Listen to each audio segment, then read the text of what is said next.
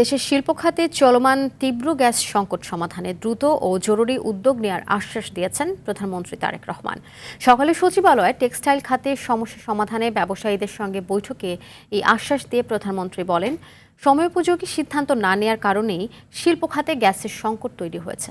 সরকার প্রধানের সঙ্গে বৈঠকের পর এসব তথ্য জানিয়েছেন Bangladesh textile mills association BTM এর সভাপতি শওকত আজিজ রাসেল। বিল্লাল হোসেনের রিপোর্ট, থাকছে বিস্তারিত। মহেশখালীর একটি ভাসমান LNG FSRU টার্মিনালের কারিগরি ত্রুটির কারণে এক সপ্তাহ ধরে সারা দেশে দেখা দিয়েছে তীব্র গ্যাস সংকট। এই সংকটের ফলে শিল্প উৎপাদন ব্যাহত হওয়ার পাশাপাশি বন্ধ হচ্ছে অনেক কারখানা।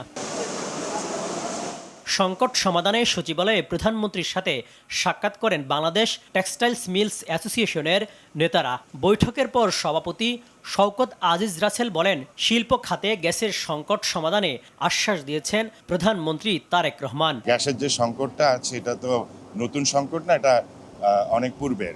আপনার সময়োপযোগী সিদ্ধান্তগুলো নেওয়া হয়নি বলেই আজকে এই সংকটটা। তো উনি দুটো অফিসারিও স্থাপন করবেন বলে বলেছেন এবং এটা নিয়ে বহির্বিশ্বে ওনাদের আলোচনাও চলছে। তিনি জানান, প্রধানমন্ত্রী টেক্সটাইল খাতের পরিস্থিতি বোঝার চেষ্টা করেছেন। এ খাতের সমস্যার সমাধানে সরকারের আন্তরিকতায় উদ্যোক্তারা উৎসাহিত বোধ করছেন। আমাদের কথা যে শোনা হচ্ছে, এটা গত 17 বছর যদি আমাদের শুনতো তাহলে আজকে আমাদের এই দুরহ অবস্থা হইতো না। আমি এটা স্পষ্ট করে বলতে পারি, আমরা ভীষণভাবে উৎসাহিত বোধ করছি। এখন বাকিটা হচ্ছে আমাদের গ্যাস, বিদ্যুৎ এগুলো একটু ঠিক করে নিয়ে আসা, ব্যবসা করার একটা পরিবেশ তৈরি করা। পুরোপুরি বন্ধ বা আংশিক ক্ষতিগ্রস্ত কারখানাগুলো চিহ্নিত করতে প্রধানমন্ত্রী নির্দেশ দিয়েছেন বলেও জানান BTM এর সভাপতি। ভেরিফিকেশন করে আমার কাছে নিয়ে আসো, তাহলে আমরা আইডেন্টিফাই করব কোন ফ্যাক্টরিকে আপনার রুখে দাঁড়ানোর জন্য সাপোর্ট করা যায়, কাকে করা যাবে না। বিল্লাল হোসেন, RTV, ঢাকা।